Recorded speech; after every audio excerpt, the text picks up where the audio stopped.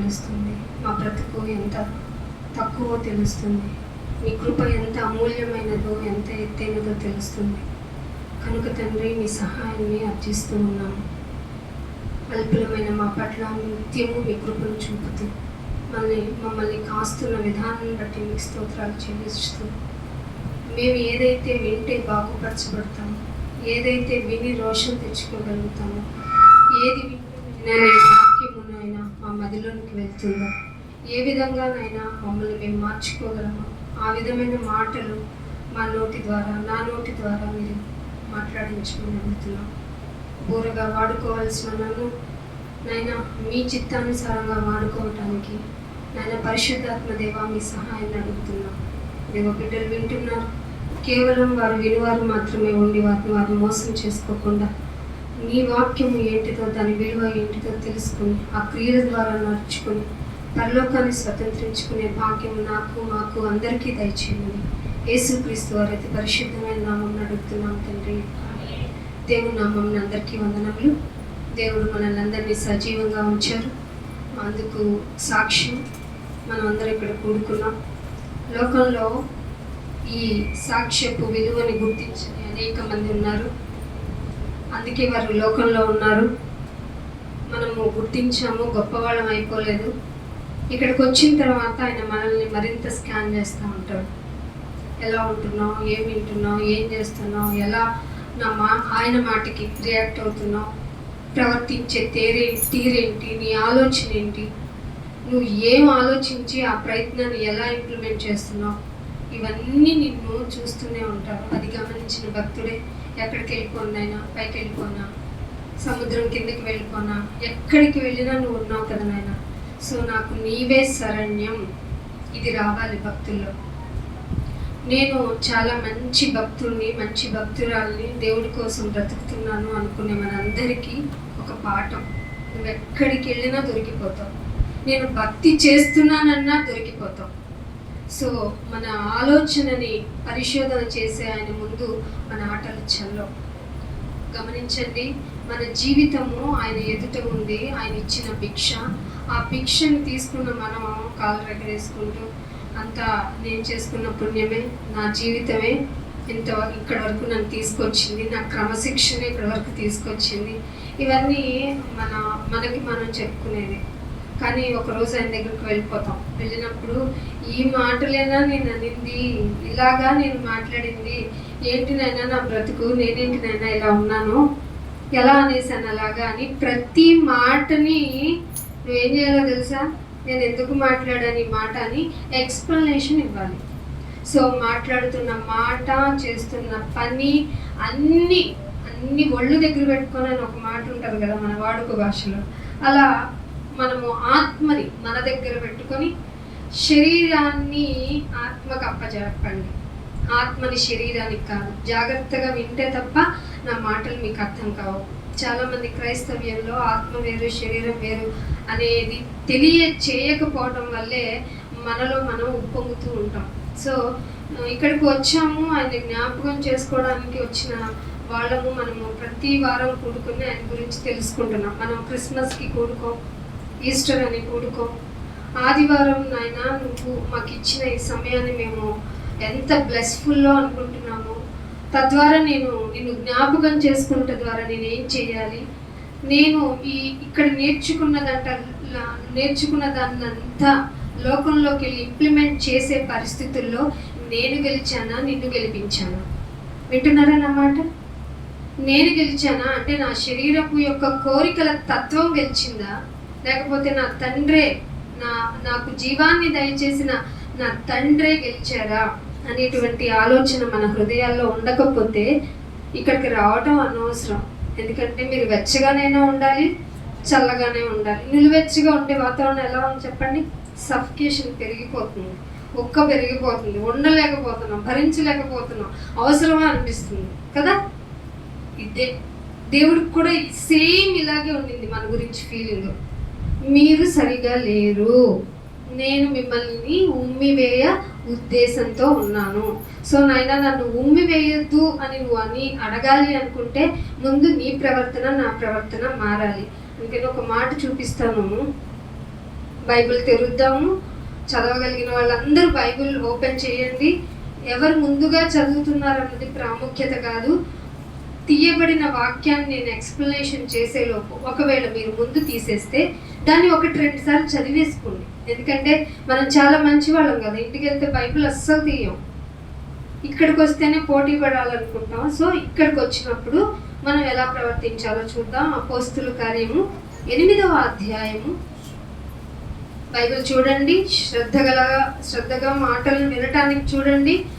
శరీరం ఉంటుంది, ఇంకా మళ్ళీనా అని అనిపిస్తుంది. ఫుడ్ తిన్నప్పుడు అనిపించదు, ఏదైనా డ్రింక్ తాగినప్పుడు అనిపించదు, స్నేహితులతో కబురు చెప్పినప్పుడు అస్సలు అనిపించదు. ఇంకా ఏంటి, చెప్పరా, చెప్పు చెప్పు చెప్పు చూపించుకునేదాకా చెప్పించుకుంటాం కదా. కానీ దేవుని మాట అంటే తొందరగా ముగిస్తే బాగుంది, ఈలోపు అక్కకి ఏదన్నా అనారోగ్యం అనిపిస్తే బాగుంది, మీటింగ్ క్యాన్సిల్ అయితే, ఐ మీన్ సెక్షన్ క్యాన్సిల్ అయితే. ఇలా కూడా శరీరం ఆలోచిస్తుంది. మీరు మంచోళ్ళే, శరీరం మంచిది కాదు అంటున్నా. 8వ అధ్యాయంలో 4వ వచనం చూడండి.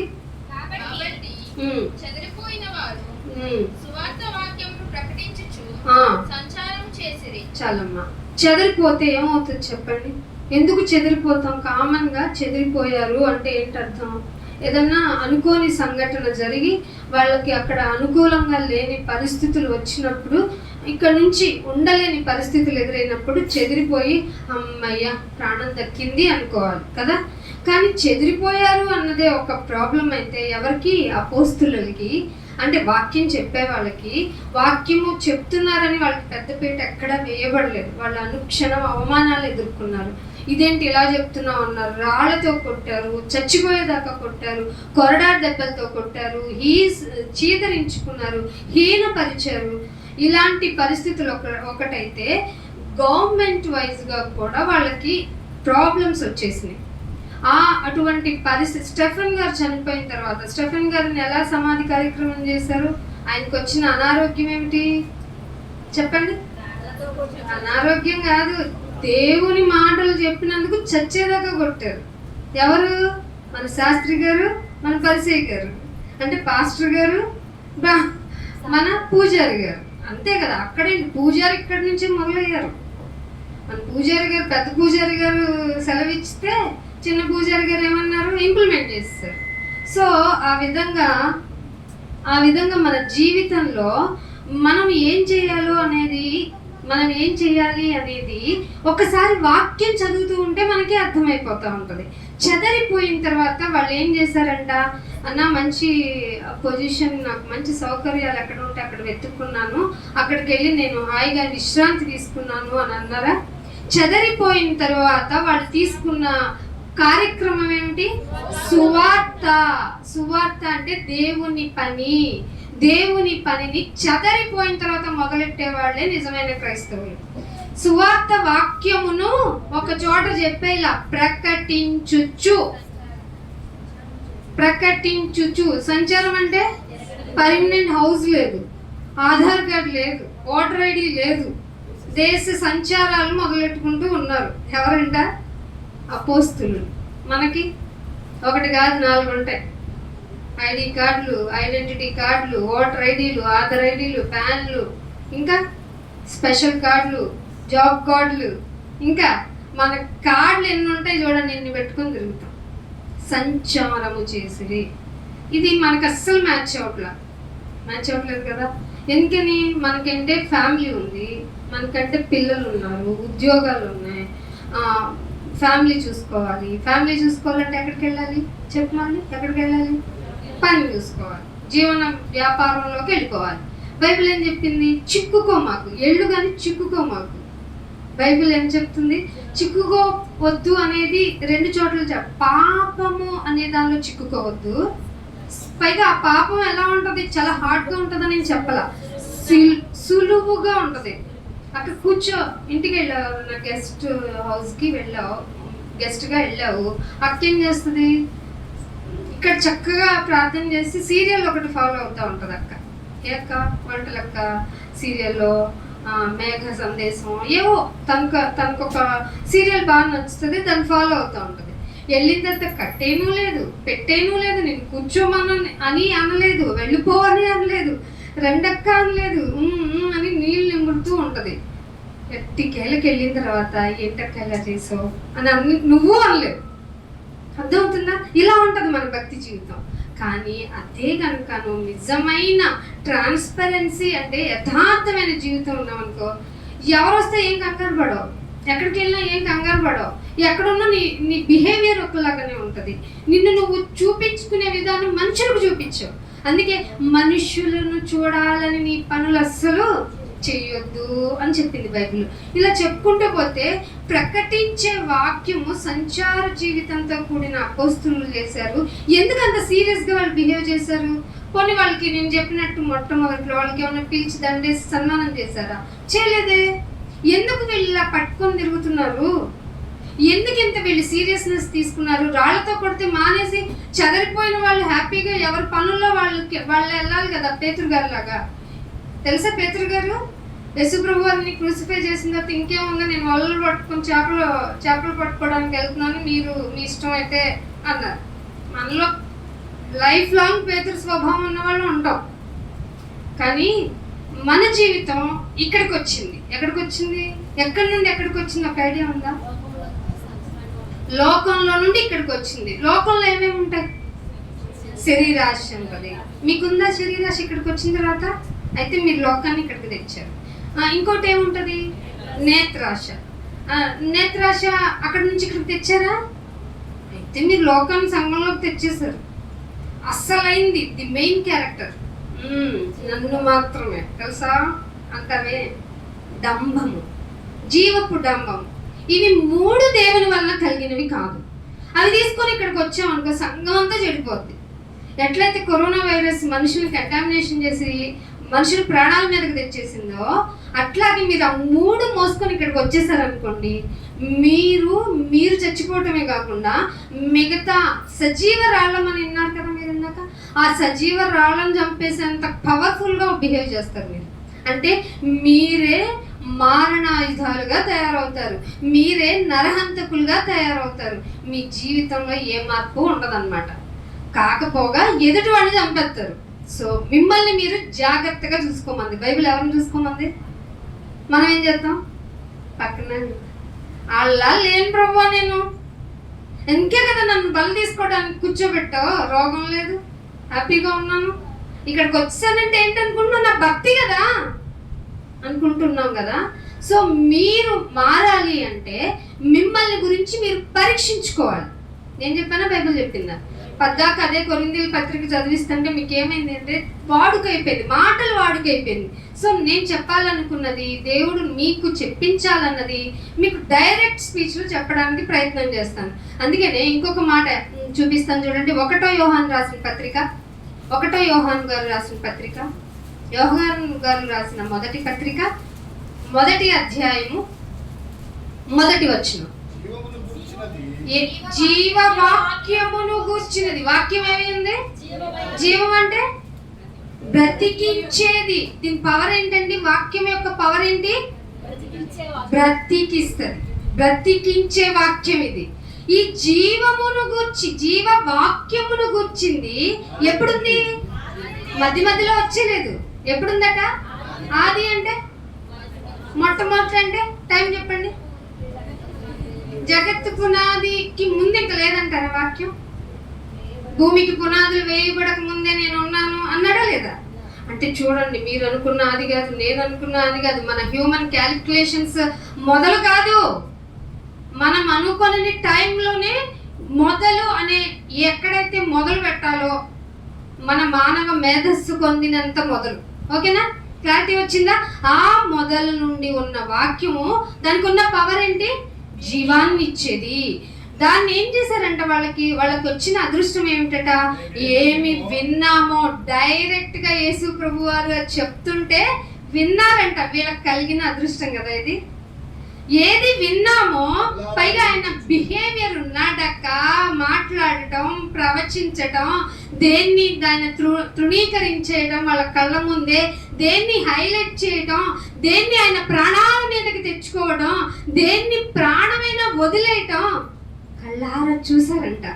కళ్ళారా చూచితిమో, ఏంటి ఈయన ఇలా బిహేవ్ చేస్తున్నారని ఆలోచించి నిదానించి బైబిల్ దగ్గర ఏం చేయాలి? నిదానమే ప్రధానం. ఏం చేయాలి? స్పీడ్గా వెళ్ళటం కాదు నాన్న, నిదానమే ప్రధానం. హర్రీడు బైబిల్ దగ్గర నాట్ గుడ్.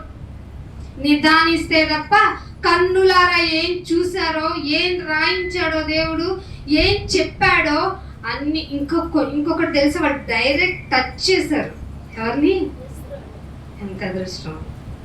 ఫిజికల్ క్యారెక్టర్ని, హ్యూమన్ బీయింగ్ స్ట్రక్చర్ని వాళ్ళు టచ్ చేశారు. ఎంత విట్నెస్ అండి ఇది! ఎంత విట్నెస్! సమకాలికులు మేము టచ్ చేసాం, మేము కన్నులారా చూసాం, ఏదైతే విన్నాం అది కదా విట్నెస్. ఇంకేం విట్నెస్లు కావాలి మీకు? యేసుప్రభు వారు భూమి మీద ఉన్నారంటే ఎలా చెప్పండి? నేనే సాక్షిని. ఈ సాక్ష్యం ఏమై ఉండాలి? నేనే సాక్షిని. ఆయన బ్రతికారు భూమి మీద, నడిచారు భూమి మీద, స్వస్థత చేశారు భూమి మీద.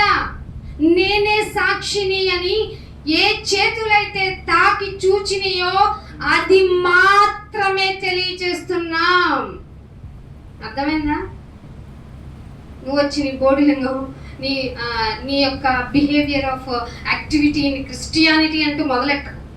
నువ్వు ఎంత బాగా బిహేవ్ చేసినా, నువ్వు ఎంత మంచిగా ఉన్నా, నీ యొక్క నీతి కార్యాలు మురికి గొడ్డలే. ఎగ్జాంపుల్ చెప్పిన ఎలాగో, అబద్ధం ఆడొద్దు, వ్యభిచారం చేయొద్దు, నరహత్య చేయొద్దు, ఇవి కమాండ్మెంట్స్ కదా.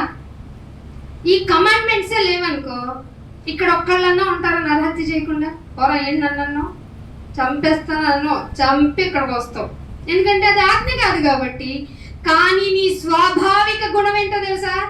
మనిషిని ఇబ్బంది పెడితే చంపేస్తావు. అది నీ క్యారెక్టర్. మాట అంటే పడను, మరి ఏం చేస్తావు? చంపేస్తా. అసలు నా క్యారెక్టర్ అది. అర్థమైందా? ఎంత మంచోళమో. నువ్వు ఇది చెయ్యొద్దు అన్నందుకు మంచోళం అయ్యాం. చెయ్యొద్దు అన్నదానికి ఒబీడియంట్ అయ్యాం గనక మన ఇందులో మళ్ళీ మన గొప్పతనం కాదు. విధేయత చూపించడం మళ్ళీ మన గొప్పతనం కాదు. జ్ఞాన వివేచనలో ఆయన ఇచ్చాడు కనుక. అంటే తీరా వెతుక్కుంటూ పోతే మనలో ఏం మంచి లేదా? లేదండి బాబు, కృప చేతనే రక్షింపబడ్డాం. గుర్తుందన్నమాట. దేని చేతకు రక్షింపబడ్డాం? ఇక్కడికి రండి. నా బిహేవియర్ కాదు, నా ప్రవర్తన కాదు, నా మంచితనం కాదు, నీ కృపే నాయనా అంటే ఏమనిపిస్తుంది తెలుసా? ఇక్కడే ఉండాలి, నేను ఎక్కడికి వెళ్ళను. ఆరాధన చేయంటే అక్క వచ్చి అడగక్కర్లేదు కదా. అక్క వెళ్ళండి ఆరాధన చేయండి అని చెప్పాలా? ఎంత షేమ్ కదా. అనిపిస్తుందా? అనిపించట్లేదంటే మన వాళ్ళు లోపల బాగా ముదిరిపోయాడు. రోగం ఏమైంది? ముదిరిన రోగానికి చికిత్స ఉంటుందా? ఉండదు. అయినా నీకెందుకు చెప్పబడుతుంది మరి మాటలు? తీర్పు, కఠిన తీర్పు, మరి కఠినమైన తీర్పులలో ఏదో ఒకటి నీవే ఇక్కడ ఎంచుకుంటున్నావు కనుక. ఏ వాక్యం అయితే జీవాన్ని ఇచ్చేదో ఆ వాక్యము నీకు ఏం చెప్పిందో తెలుసా? మేము కళ్ళారా చూసాం, తాకాం, చెవులారా విన్నాం, అది మాత్రమే చెప్తున్నాం.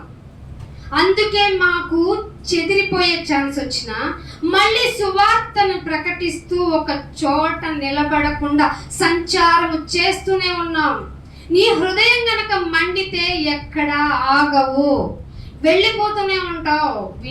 వినేవాళ్ళు మాత్రం రక్షింపబడతావు, వినకపోతే నరకం. నరకం అంటే మాటలతో చెప్పి ఇప్పుడు మీకు ఈ ఫ్యాన్లు కరెంటు అక్కులు రాకపోయిందంటే నరకం ఏంటో మీరే చెప్తారు, అవునా కదా? ఎంత నరకంగా ఉంది అసలు. ఇది నరకాలు కాదు, అస్సలు కాదు నాయన. ఆ రోజు కూలర్ లేకపోయినా వినేవాడిని కదా, పవర్ లేకపోయినా వినేవాడిని కదా, అయ్యో నాకు మాటలు చెప్పిస్తే నేను మారేవాడిని కదా అంటావని నిన్ను ఇక్కడ అన్నీ అరేంజ్ చేసి ఈ మాటలు నీ చెవిలో చొచ్చేలాగా చెప్పించి అక్కడికి పిలుస్తాడు నిన్ను. ఆయన ఏమన్నా చిన్నాడు అనుకున్నా? నిన్ను క్రియేట్ చేసినాడు ఆయన. ఎవరు? సృష్టికర్త. మీరు సృష్టిలో వెతకండి, ఆయన దొరకడు, కనబడ్డు, అసలు అర్థం కాడు. సరికదా, అపార్థమయ్యే ఛాన్సెస్ ఎక్కువ ఉన్నాయి. ఆయన సృష్టిని క్రియేటర్ కాబట్టి అవతలో ఉంటారు. ఆయన తన ఆకారం మీ ఇమాజిన్ చెప్పాలని. నా సీట్ ఏంటో తెలుసా నాన్న? ఏంటి నా సీటు? ఆకాశమే నా సింహాసనం. మనకి ఆకాశం ఎంతవరకు కనపడుతుంది? నీ కన్చూపు మేరలేదు. మరి నేను కాళ్ళు ఎక్కడ పెట్టుకుంటా? భూమి మీద పెట్టుకునే పాదపీఠం. ఇప్పుడు నా స్ట్రక్చర్ నువ్వు ఎక్కడ కుదించి పెట్టగలవు? నీవు చెప్పే ఆలయము, గుడి, టెంపుల్. సో నేను ఒకటి చెప్తా, నన్ను ఎక్కడ పెట్టగలను నేను చెప్తా. చేస్తావా? మీరు గుళ్ళు కట్టడం అంటే చాలా ఇంట్రెస్ట్ కదా, చెప్తాను. చేస్తారా? ఎక్కడ? అది మీరే ఆలయం. మీ ఇల్లు నమ్మకంగా పెట్టుకోండి. మోషే నమ్మకంగా ఉన్నాడు. ఎవరిలో? తాళం వేసిన ఇంటికి కాదు, సెక్యూరిటీగా కాదు. మీ దేవుని ఇల్లు ఎవరు? మనమే ఆయన ఇల్లు, మనమే ఆయన ఇల్లు. సో నీ ఇల్లు అంటే నీ శరీరం మీద నువ్వు నమ్మకంగా ఉండు. వ్యభిచారం చేసే ఛాన్సెస్ ఉన్నాయా? పారిపో. ఎవరిలాగా?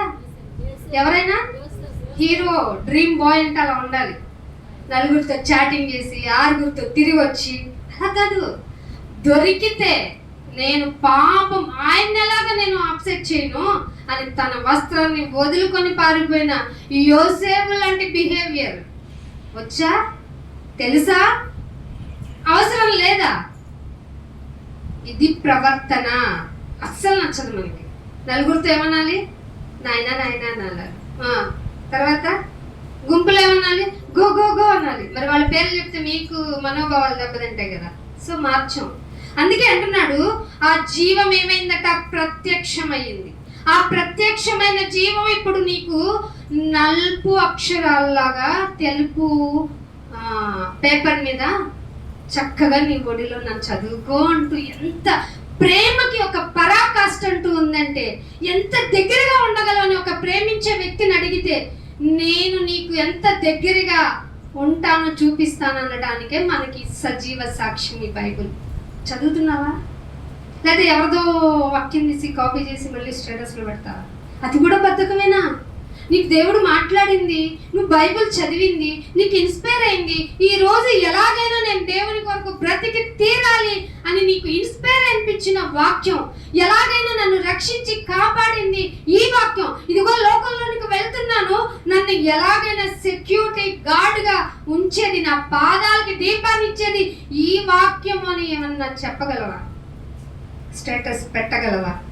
ఏమి రాదు మనకి. ఎదుటోళ్ళు కాపీ కొట్టేస్తూ ఉంటాం. పలికిన దాని మీదంట ఎవరు వచ్చేసారు? అయ్యగారు వచ్చి చేవేశారు. ఈజీ, అది ఈజీ. సో నిన్ను నువ్వు కట్టుకోవటం చూడు, చాలా కష్టంగా ఉంటుంది, చాలా కష్టంగా ఉంటుంది. ఆ బిహేవియర్ ఉంటుంది చూసావా? ఏంటైనా ఇలా నాకు తెలియకుండా నేనే ఎందుకు ఇలా మాట్లాడాను, నాకు తెలియకుండా నేనే నో అలా అనుకో. నీకు తెలిసే నువ్వు ఫుల్ స్పృహలో ఉండే అన్ని బిహేవియర్స్ చేస్తావు. నెపం ఎవరి మీద చేస్తావు? అమాయకుడైన సాటన్ మీద. ఎస్, మీరు విన్నది నిజమే, అమాయకుడు వాడు. ఏంటి ప్రభువా, నీ బిడ్డల క్యారెక్టర్ ఏంటో నాకు తెలియదు అనుకుంటున్నావా? నువ్వు ఒక్కసారి కంచి తీసిరాదు, కంచి జాబ్ తీసే, నేను ఎంత మంచోని ఇక్కడికి వచ్చి కూర్చుంటానో లేదో తెలిసిపోద్ది. పిల్లల్ని ఇవ్వకు, అబ్బే అస్సలు రాను. ఒకవేళ పిల్లలు నా మాట వినకుండా నన్నే విసిగిస్తే, ఎంత ప్రార్థన చేశాను నీకు, వింటున్నారా వాళ్ళు? నేను అసలు రాను. మన దగ్గర ఉంటాయండి రాకుండా ఉండడానికి. చదవండి అన్నమాట, రిఫరెన్స్ చెప్పండి గట్టిగా.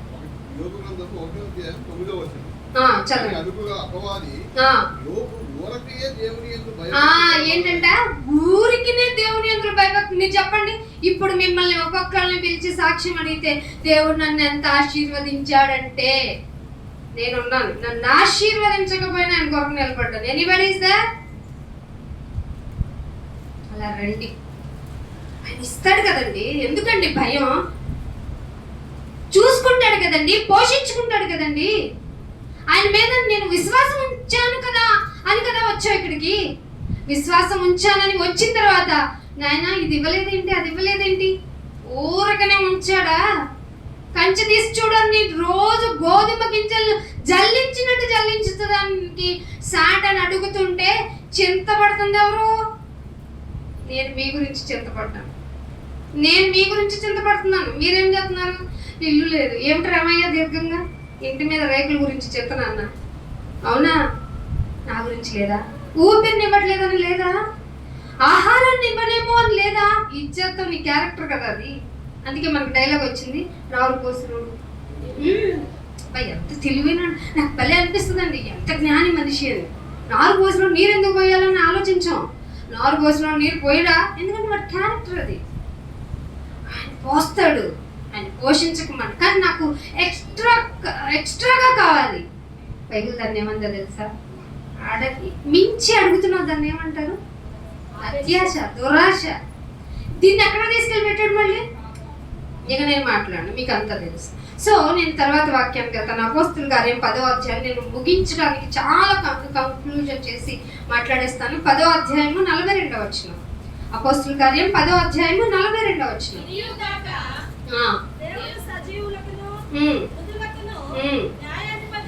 ఇదియుగాక అంటే మీకు అర్థం కావాలంటే ఇంటికి వెళ్ళి చదువుకోవాలి. ఇదియుగాక మొదలెట్టానంటే నేను 3 గంటల పైన చెప్పాలి. సో మీరు భరించలేరు, వినలేరు, కష్టం. కాబట్టి ఈ ఇదియుగాక దగ్గర నుంచి కాకుండా దేవుని చేత ముందుగా ఏర్పరచబడిన సాక్షులకే అనగా ఎవరినైనా ఈ సాక్షులు దేని గురించి సాక్ష్యం చెప్పాలి నాయన నేను అంటే, మృతులలో నుండి లేచిన తరువాత ఉన్నాడే ఆయన గురించి మొట్టమొదట సాక్షులు కావాలి. ఏ సాక్షులు కావాలి? ఇంతకంటే గొప్పది లేదు. ఇక లేదు, రాదు, రాబోదు అని ఒకటి ఉంది. అసలు మృతులు చచ్చిన వాళ్ళు ఎలా లేస్తారండి? ఎలా లేస్తారు? ఇది అసలు బైబిల్ సుత్త తప్పు అంటున్నారు కదా. అంటున్న వాళ్ళకి నువ్వు సాక్షిగా ఉండాలి.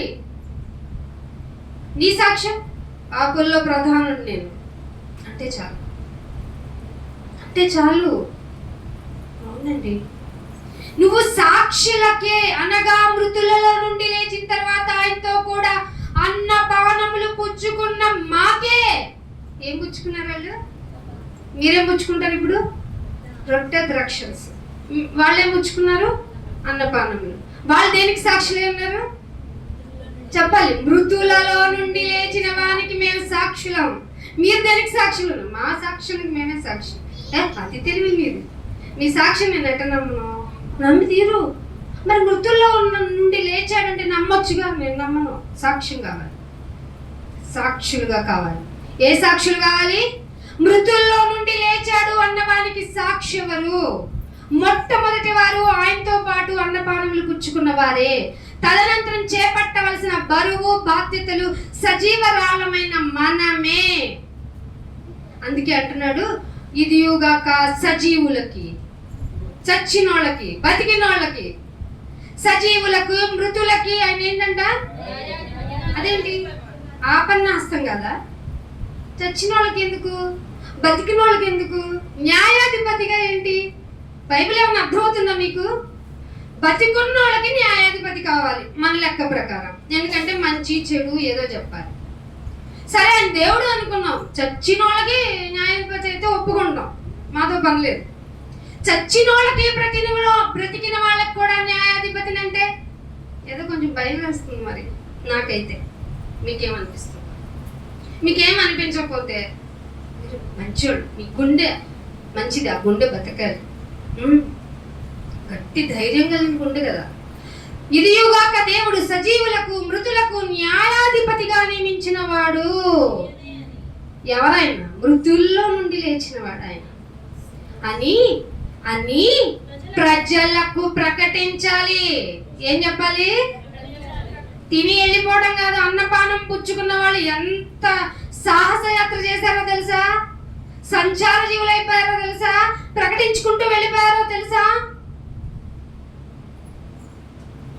అని ప్రజలకు ప్రకటించి, అలా కాకుండా దృఢ సాక్ష్యం కావాలంటే విట్నెస్లు ఉన్నాయి. రండి, ఏదో చెప్తాం రండి.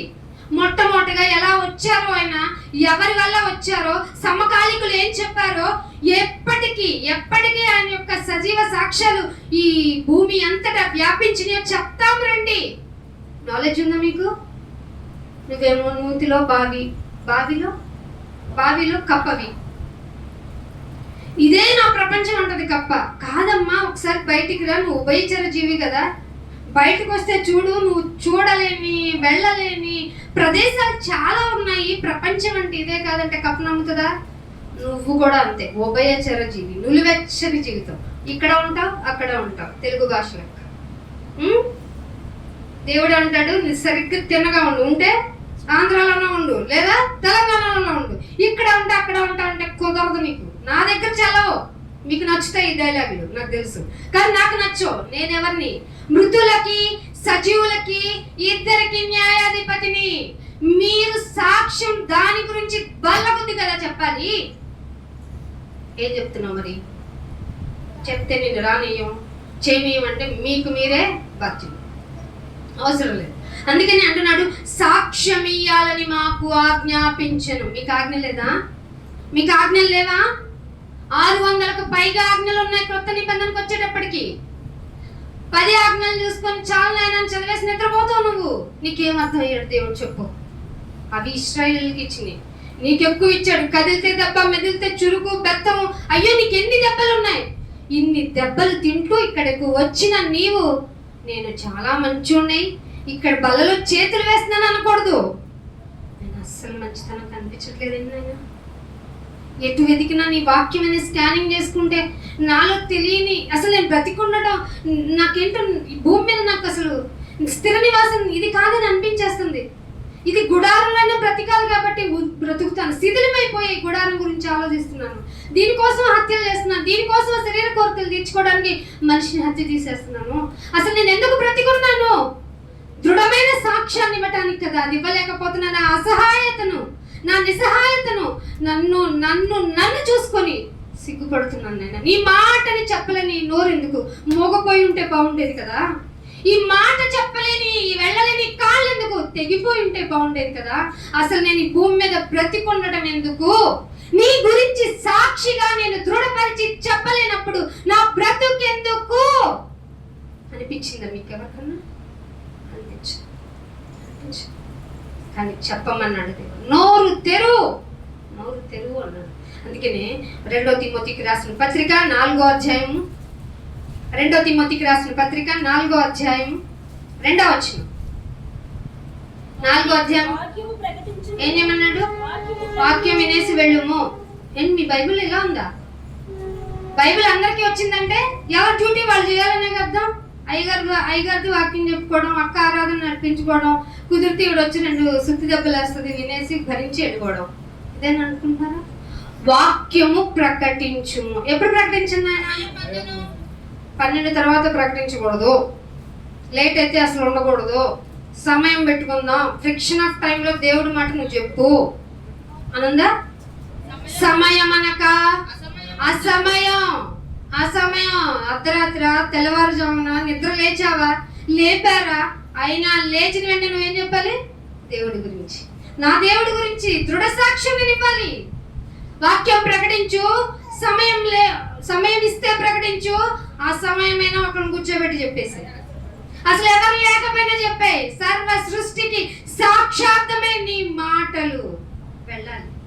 సర్వ సృష్టికి సాక్షాత్మై సువార్త ప్రకటించాలి. ఎవరుంటే నీకేంటి, ఎవరు లేకపోయినా చెప్పాలి. ఇక్కడ ఎవరు లేకపోయినా చెప్పాలి. ఎందుకంటే వినేవాళ్ళు ఉండరు, వాక్యం వినేవాళ్ళు లేరు. అందుకని సమయం అనక అసమయం అనక నిద్ర లేచాను చెప్పక తప్పుద్దాం కూడా ప్రయాస. అర్ధరాత్రి వరకు పని చేశారని ఆరాధన లేరా? ఇది ఎక్కడ చూద్దాం? అసమయమైనా సరే వచ్చి వాక్యం విని ఆరాధనలోనైనా నన్ను ఉంచో, లోకంలో ఉంచకుండా నన్ను లాక్కొచ్చి ఇక్కడ వేసావు.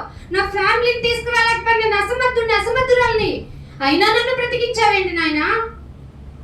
మా కుటుంబంగా నీ ఎదుట మేము ప్రత్యక్షపరుచుకొని, మమ్మల్ని మేము నీ ఎదుట కనపరుచుకొని, నీ కృతజ్ఞతలు చెల్లించి మమ్మల్ని సజీవంగా ఉంచినందుకు నీ ఆజ్ఞలు మరింతగా నేర్చుకొని సకల ఆశీర్వాదాలకు కారణభూతుడవైన నీవు ఒక ఆశీర్వాదం మిస్ చేసినా ఐ విల్ ఫర్ యూ. చేసినను చేయకపోయినను అనలేవు కదా, నీకు నోరు రాదు కదా. చెయ్యి బిడ్డవి, నువ్వు ఇష్టం అందుకే నువ్వు మారం చేస్తే తిరిగి ఇచ్చేస్తున్నాడు ఆయన. కానీ ఒకరోజు అడిగేస్తాడు, ఇన్ని సదుపాయాలు ఇచ్చా కదా, ఏం చేసావు? జ్ఞాపకం చేసుకోమంటే ఏం చేసావు? తిన్న తర్వాత వెళ్ళి ప్రచురించమంటే ఏం చేసావు? ముందుగా అప్పగింపబడిన అపోస్తులు దృఢ సాక్ష్యం ఎలా ఇచ్చారు? సమయం అనక అసమయం అనక ప్రకటించు, ప్రయాసపడు. సంపూర్ణమైన దీర్ఘశాంతం ఎందుకు ఇమ్మన్నాడు, తెచ్చుకోమన్నాడు తెలుసా? ఎవరైనా ఇంట్రెస్ట్ ఉంటే చెప్తా అంటాం కదా, అంటానా లేదా? మీకు ఇంట్రెస్ట్ లేదు, అప్పుడు ఏమవుతుంది? శాంతమే ఉండదు, దీర్ఘశాంతం ఏమవుతుంది? మళ్ళీ సంపూర్ణ దీర్ఘశాంతం ఏమన్నా ఉండొద్దమ్మా. వినేవారు లేకపోతే నేనేమంటాను? వింటే చెప్పండి వింటాను, లేదంటే నేను కట్టేసిపోతాను అంటానా లేదా? అంటానా? నేను మంచిదన్నా చెప్పండి, దేవుడు ఏమన్నాడు ఇక్కడ? ఇప్పుడు చెప్పండి, నేను దేవుడి దృష్టిలో మంచిదన్నా? అలా ఉండదు బైబుల్ అంటే. సో సంపూర్ణమైన దీర్ఘశాంతం ఉపయోగించు నా ఉపదేశంలో కొట్టాడు. మళ్ళీ మనల్ని కూడా ప్రకటించమన్నావు అక్క, వెళ్ళాను, వాళ్ళు ఎన్నా అంటే ఎన్నన్నారా, అయితే శాంతి కూడా చూపించలేదా? ఆవిడెవరు అని అనుకో, దీర్ఘశాంతి వాళ్ళ అక్క అని అనుకో, సంపూర్ణం అంటే వాళ్ళ అమ్మమ్మ అని అనుకో. సంపూర్ణమైన దీర్ఘశాంతము ఉపయోగించి ప్రకటన చెయ్యాలి. అది సమయమైన అసమయమైన వాక్యాన్ని ప్రకటించాలి, దృఢ సాక్ష్యం ఇచ్చి. బల్ల తీసుకుంటే పని అయిపోతుంది అనుకోకండి. తీసుకున్నవాడు నిత్య జీవానికి పాత్రుడు అంటే ఏంటి అర్థం? ఎలిజిబిలిటీ సంపాదించుకున్నాడు. You are eligible for this అంటే నీకు ఉద్యోగం వచ్చినట్ట చెప్పాలి. నాకు ఉద్యోగం వచ్చినట్ట, వెళ్ళాలి, ఆ కంపెనీ రూల్స్ రెగ్యులేషన్స్ తెలుసుకోవాలి, వాటి ప్రకారం నీ డాక్యుమెంటేషన్ ఉందా, నీ కాంటాక్ట్ ఉందా లేదా అవన్నీ చూసుకోవాలి. వాళ్ళు యాక్సెప్టెడ్ అనే ఒక లెటర్ ఇవ్వాలి. దాన్ని మనం ఏమంటాం? అపాయింట్మెంట్ లెటర్ అంటాం. ఇప్పుడు మనందరం వచ్చింది పాత్రులు అవ్వటానికి.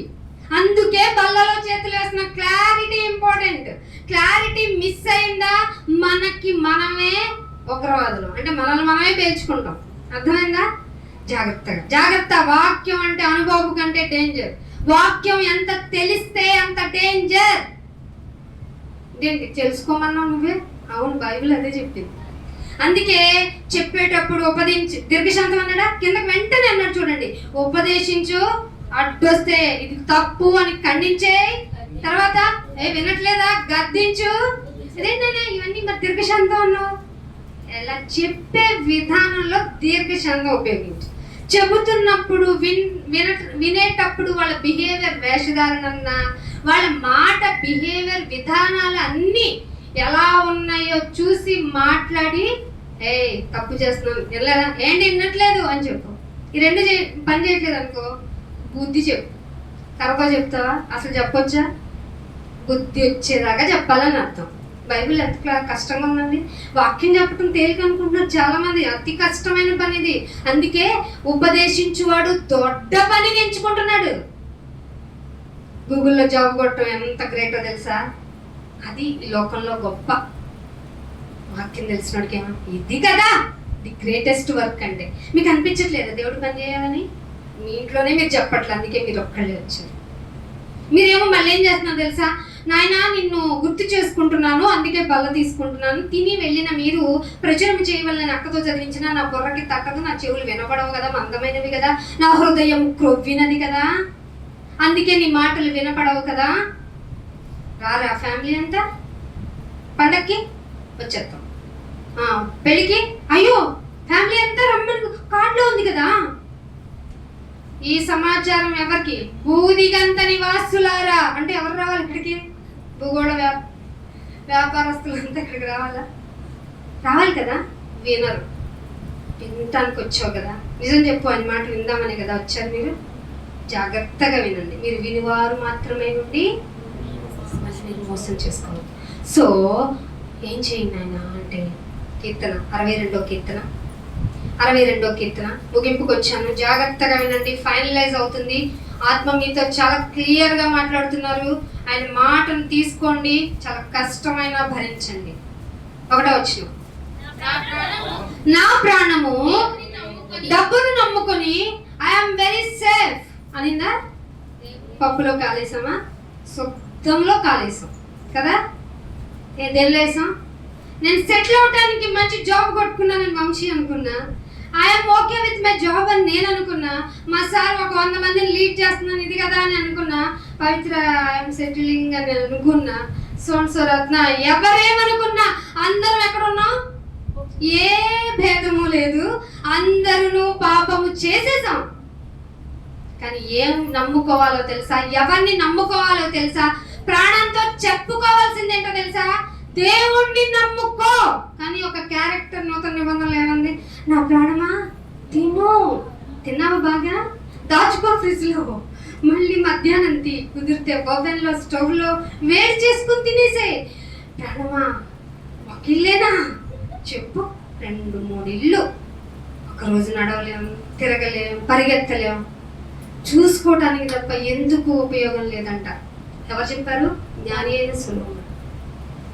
ఇవన్నీ రాకముందే మనకు మంచి ఛాన్స్ ఇచ్చాడు కదా దేవుడు. ప్రాణమా దేవుణ్ణి నమ్ముకో, ఇక మౌనం అయిపో, ఇక చేయకండి, ఇదీనైనా అదీనైనా అది కావాలనైనా అని అనకండి, మౌనం వహించండి. చాలాసార్లు చెప్పాడండి, మీరు మౌనంగా ఉండండి, ఇంకా నేను ఇస్తా రక్షణ. ఇలా చెప్పాడైనా, ప్రాణమా దేవుణ్ణి నమ్ముకో, మౌనంగా ఉండు, ఆయన వల్ల ఏం కలుగుతుంది ఆయన మౌనంగా ఉంటే? రక్షణ. ఏంటది?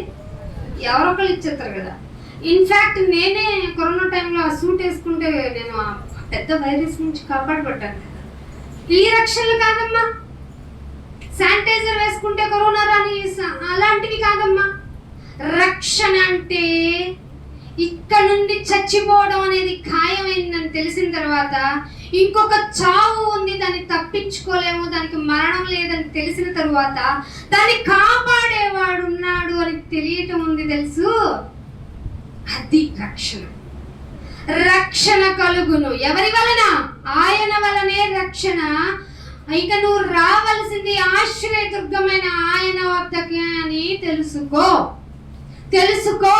మౌనం వహించు, రక్షణ ఆయన వల్ల. అందుకే మీకు పేపర్లో వేయించారు కదా, ఈ జీవము గల మాటల్ని చెప్పండి.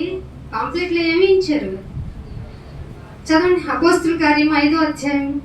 ఎంత మంచిగా దేవుడు మనల్ని ఆదుకోవాలని, మనల్ని ప్రేరేపించాలని, ఎవరినో ప్రేరేపించి ఆ మాటలు ఎందుకు టైటిల్స్ వస్తాయండి? మీకు తెలియదు దేవుడు ప్రణాళిక గురించి. 5వ అధ్యాయము పాంప్లెట్ కూడా ఎవరు చదవాలి, మీరంతా సిద్ధపడిపోతారు పరలోకానికి. 20వ వచనం. ఈ జీవమును గూర్చిన మాటలను ఎవరితో? గేదెలతో, ఆవులతో, యానిమల్స్ తో కాదు. నీకు తెలుసుగా 84 లక్షల జీవరాశులతో అన్నాడా? ఎవరినన్నారు? మా అశోక్ చెప్పడు. ఎవరినన్నాడని నేను చెప్పనంటాడు. ఎవరితో? ప్రజలెవరు? రాయి మట్టినా? ఎవరు? గురుజాడ అప్పారావు గారు ఏం చెప్పారు? మా అప్పారావు గారు కాదు, గురుజాడ అప్పారావు. మనుషులంటే మట్టి కాదోయ్, మనుషులంటే మనుషులోయ్.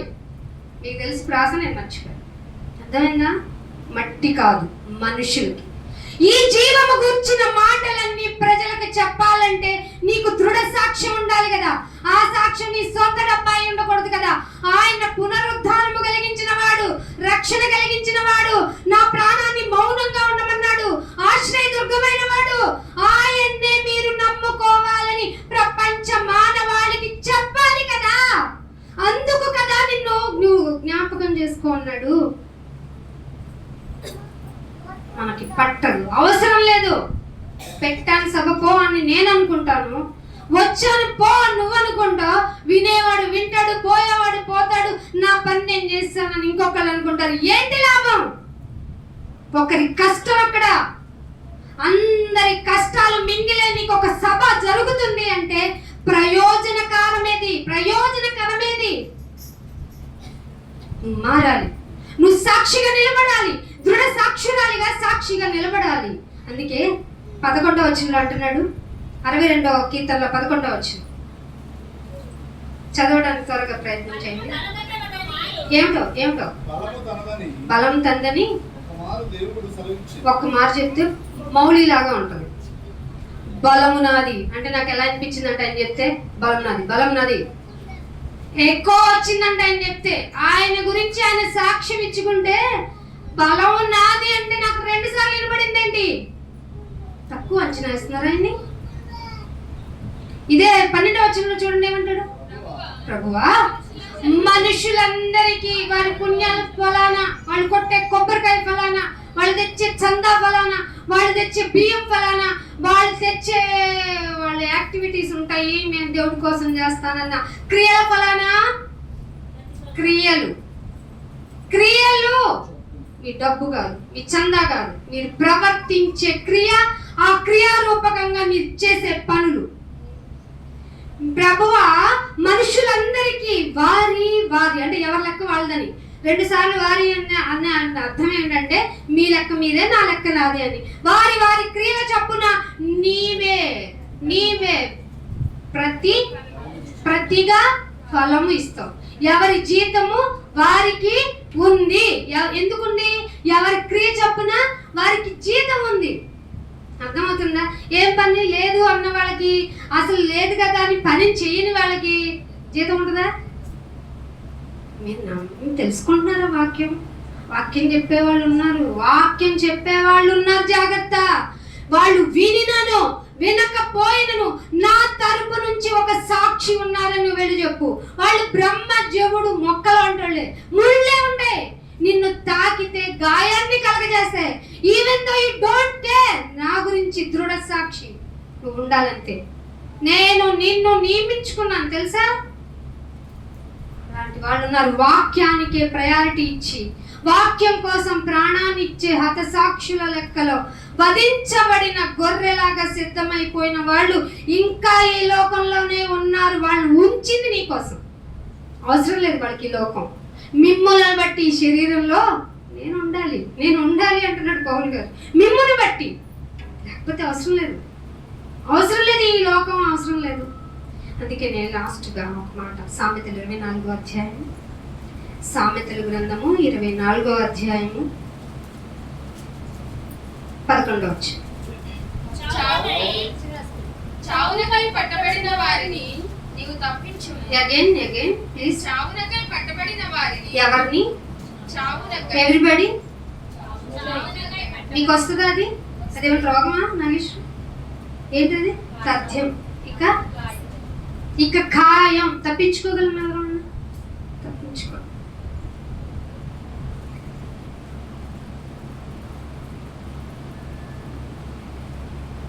చావునకు పట్టబడ్డ వాళ్ళు ఎవరు చెప్పండి? సమస్త మానవ జాతి చావుకు పట్టబడింది.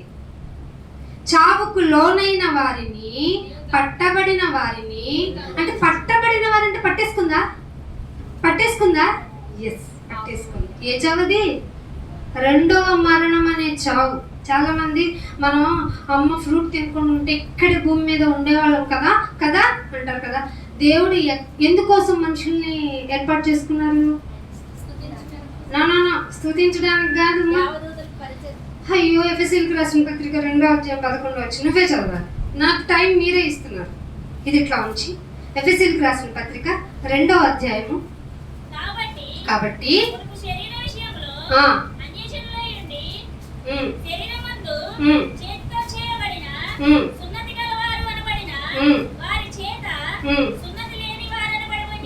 ఏదో చదివేస్తున్నామమ్మా, నేను చెప్పింది రాకేమో. 2వ అధ్యాయము, జగత్తు పునాది వేయబడక ముందే అనేది ఆ రిఫరెన్స్ ఎక్కడో చూడు.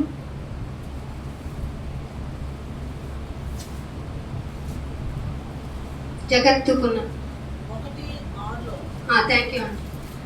క్రీస్తు యేసునందు ఆయన మనకు చేసిన ఉపకారము ద్వారా 10వ వచనం చదవండి. అది కూడా కరెక్టే, ఆంటీ గారు చెప్పింది. అది కూడా ఇంటికి వెళ్ళి చదవండి. ఎక్స్ప్లెయిన్ చేస్తే టైం పెరుగుతుందని. 10వ వచనం. మరియు వాటి యందు మనము నడుచుకొనవలెనని దేవుడు ముందుగా ఏం చేశాడు? పని పెట్టాడు. ముందుగా సిద్ధపరిచింది ఏంటి? క్రియ అంటే పని. ముందుగా సిద్ధపరిచిన క్రియలు. ఏ క్రియలు? అన్నదానం చేద్దాం, కన్యాదానం చేద్దాం, ఒంటి దానం చేద్దాం, గుర్రం దానం చేద్దాం, అన్ని దానాల కంటే వస్త్రదానం, అది కాదు విద్యాదానం. మన దగ్గర విద్య ఇచ్చిన కొద్ది పెరుగుతుంది తప్ప ఇవన్నీ లోకంలో మాటలు. ఏ దానం చేసినా దొరకంది ఏంటంటే సత్క్రియ. అది వాక్యముతో కూడిన క్రియ. సత్యం అనగా యోహాను 17:17. ఆ క్రియలు చేయుటకై, చదవాలి నిరూష, చేయుటకై చదవమ్మా, మనము క్రీస్తు యేసునందు సృష్టింపబడ్డాం. ఎందుకు పుట్టించబడ్డాం? అమ్మ నాన్న కదా. ఒక రచయిత రాశాడు ఒకప్పుడు ఫేవరెట్ అన్న, ఆ అమ్మా నాన్నల ఆవేశం ఆపుకోలేక నేను పుడితే నన్ను ఏం చేయమంటాను? నో ఛీ, అది బూతు.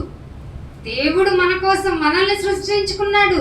ఎందుకు సృష్టించుకున్నావు నాయన అంటే, ముందుగా సిద్ధపరిచిన సత్క్రియలు చేయడానికి నిన్ను క్రీస్తు యేసునందు నిన్ను క్రియేట్ చేసుకున్నారు. అసలు ఆయన పని అంటేనే నువ్వు. అర్థమైందా? అమ్మా నాన్నల ఆవేశం కాదు, ఆయన పని మనం. అందుకు మనల్ని క్రియేట్ చేసుకున్నాడు. ఈ క్రియలన్నీ చేసి మనల్ని పంపిస్తే ఆయన మాట వినకుండా మన ఇష్టానుసారంగా బ్రతికి సామెతలు 24వ అధ్యాయానికి వచ్చేసి 11వ వచనంలో ఏం చెప్పేది?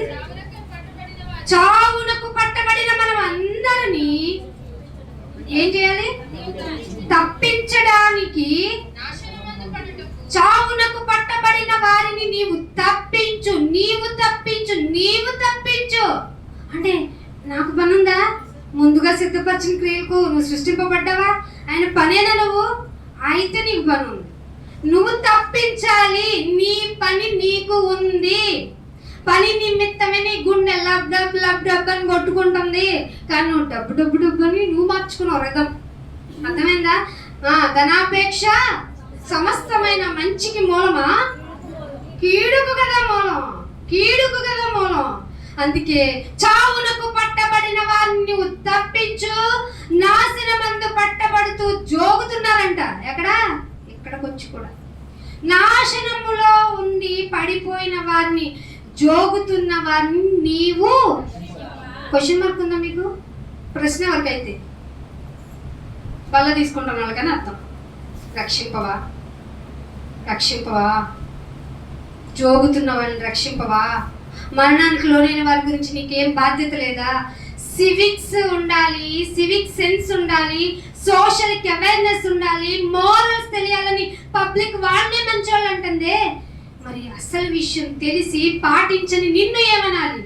బల్లలో నువ్వు అర్హురాలివి, అర్హుడవి కాదు అనాలా? నాకు అర్హత లేదే. కానీ నిజం చెప్తున్నా, నీలో చాలా మంది తీసుకుని అపరాధులను, రోగులను, పాపుల్ని ఉన్నారంట. పరీక్షించుకుందామా? జఫన్యా గ్రంథము ఈ మాటతో లాస్ట్గా ముగించి మీ హృదయాన్ని రెడీ చేసుకోండి. జఫన్యా గ్రంథము 1వ అధ్యాయము 17వ వచనం. జఫన్యా గ్రంథము పాత నిబంధన గ్రంథము.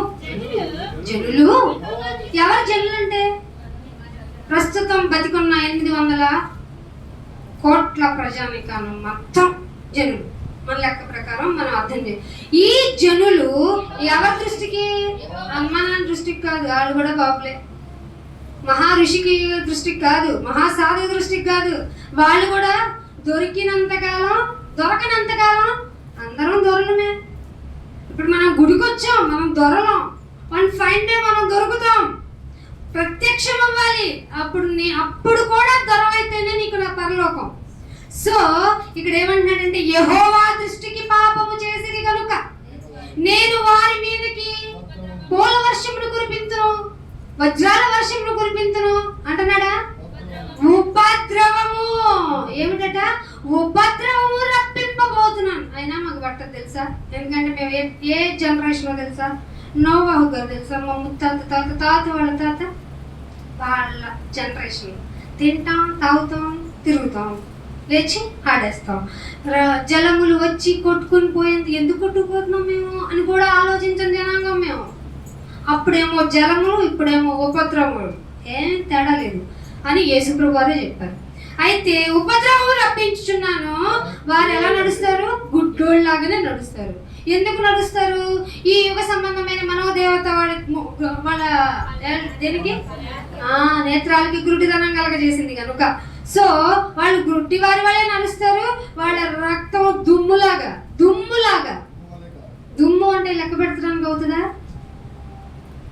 వాళ్ళ రక్తం దుమ్ములాగా అయిపోతుంది, దుమ్ములాగా కారిపోతుంది. వారి మాంసము పెంట వలె పారవేయబడుతుంది. కాబట్టి యెహోవా ఉగ్రత దినమందు మమ్మల్ని కాపాడేది ఏంటంటే, ఇప్పుడు బాగా రేట్లో ఉన్న బంగారం కదా, కాదు రేటు పోటీ పడుతున్న వెండి కదా, అనుకుంటున్న అమాయక జనాంగం, కుడి ఎడమలు తెలియని జనాంగం వాళ్ళు, వెండి బంగారములు వారిని తప్పింపలేవని రోషాగ్ని చేత భూమి అంతా దహించడానికి హఠాత్తుగా ఆయన భూ నివాసాన్ని సర్వనాశనం చేయడానికి వస్తున్నాను అని దృఢ సాక్ష్యం ఎవరైనా ఉన్నారా చెప్పేవాళ్ళు? కోత కొంచెమే, పనులు వెంటన్నారా నిద్రపోతున్నారా తెలుసు, కానీ పని మాత్రం చేయరు. కోత విస్తారం, పని వాళ్ళు కొద్ది మందే. నువ్వు లేవు అంటున్నావంటే నువ్వు లేవు. ప్రచుర పరచు చదవలేదా? అందుకే ఇదే అధ్యాయంలోనే రెండో అధ్యాయం 1వ వచనం చూడండి, ఏమంటాడు? అమ్మ నేను అనలేదండి, నాకు కొన్ని థిక్స్ ఉన్నాయి. దేవుడికి ఏ థిక్కు అవసరం లేదు. ఆయన ఏమైనా మాట్లాడగలడు. కానీ నిన్నేమన్నాడు? సిగ్గుమన్నాడు. ఏమంటున్నాడు? ఎన్నాళ్ళు వచ్చి బళ్ళు ఇలాగే తీసుకుని సిగ్గు లేకుండా వెళ్ళిపోతావు? చెప్పవా నా గురించి? ఉపద్రవాన్ని కురిపిస్తానరా, వాళ్ళ మాంసం ఏమైపోతుంది? పెంటలాగా అయిపోతుందిరా, వాళ్ళ రక్తం ధూళిలాగా అయిపోతుందిరా. నువ్వు చెప్పవా నన్నా? అబ్బే నాకు ప్రేమ లేదు నాయన. నాకు చెప్పడం, ఒక వ్యక్తితో ఇంకొక రిలేషన్, అది దైవీకమైన రిలేషన్ అంటే నేను రాను. అయితే ప్రేమ లేనివాడు వ్యక్తుడు వేస్ట్ ఫెలో. నువ్వు కూడా ఈ ఉపద్రవంలో కొట్టుకుపోతావు. అర్థమైందా? సో సిగ్గుమాలిన జనులారా కూడి రండి. పొట్టు గాలికి ఎంత స్పీడ్ గా పోతుందో టైం అంత ఫాస్ట్ గా వెళ్ళిపోతుంది, తెలుసా మీకు? సో తొందరగా మీ పనులను చేయండి. అందుకే నన్ను జ్ఞాపకం చేస్తాను. బలలో చేతులు వేయటం, పాత్రలోనే వేయటం కాదు నాన్న, పాత్రలు అవ్వడానికి వేయాలి నాన్న. అర్థమైందా? జాగ్రత్త. దేవుని మాట చల్లగా ఇప్పుడు తాగే కూల్ డ్రింక్, బటర్ మిల్క్ కాదు, అది వంటిది. ఏవంటిది? కాల్చి పడేస్తుంది. సో మిమ్మల్ని మీరు పరీక్షించుకుంటూ ప్రచురిస్తారని నమ్మి ఈ వాక్యం మనతో చెప్పించిన ఆయన ద్వారా మనం బుద్ధి తెచ్చుకుని మరింతగా ఆయన ప్రేమించేవారుగా తయారవుతారని మిమ్మల్ని నమ్మి దేవునికి విజ్ఞాపన చేస్తూ ఇంతటితో నా మాటలు ముగిస్తున్నాను. చిన్న ప్రార్థన చేస్తాను. తండ్రి, థ్యాంక్ యూ సో మచ్ నాయన. మాలో రోషన్ లేదు, మాలో రోషన్ తెప్పించారు, మాకు సిగ్గు తెప్పించారు, మమ్మల్ని బలపరిచారు, మా తప్పేంటో తెలియచేస్తూ ఉన్నారు. తప్పు తెలియచేస్తున్నారంటే మీరు మా పట్ల దీర్ఘశాంతాన్ని చూపిస్తున్నారు నాయన. దినమెల్లా చేతులు చాపేస్తున్నారు, కానీ మేము రావటం లేదు. దయతో క్షమించండి మమ్మల్ని, మా పాపాలన్నిటినీ మీ ఎదుట పెడుతున్నాం. మేము మంచి వాళ్ళం కాదు. మా మంచి ఈ లోకంలో మంచిగా కనపడుతుంది, ఎందుకంటే లోకం తనకి ఇష్టమైన దాన్ని మంచి అంటుంది. కానీ నీ మంచి మా మంచితో చెల్లదు నాయన. నీ మంచి మాలో రావాలి. అందుకే నేను జ్ఞాపకం చేసుకోవాలి. జ్ఞాపకం చేసుకుంటున్న మేము నాయన మొదటి సాక్షులు ఎలా దృఢ సంకల్పంతో నీ కొరకు సాక్షులుగా, నీ బిడ్డ కొరకు సాక్షులుగా నిలబడ్డారో అటువంటి శక్తిని మాకు ప్రసాదించి సాధ్యమైనంత వరకు నాయన మా సాక్ష్యాన్ని అన్ని చోట్ల మీరు ఎక్కడైతే మాకు పనిని సంకల్పించి ఉన్నారో వాటంతటి విషయంలోనైనా మేము నమ్మకస్తులుగా, పరివారంగా మా తలాంతునంతా ఉపయోగించి నీ కొరకు పాటుపడే బిడ్డలుగా మమ్మల్ని అందరినీ ఉంచి దీవించి కాపాడమని యేసుక్రీస్తు వారి పరిశుద్ధమైన నామమున ఈ ప్రార్థనను అడిగి వేడుకుంటున్నాం మా పరమ తండ్రి. ఆమేన్. Thank you all of you. God bless you to all.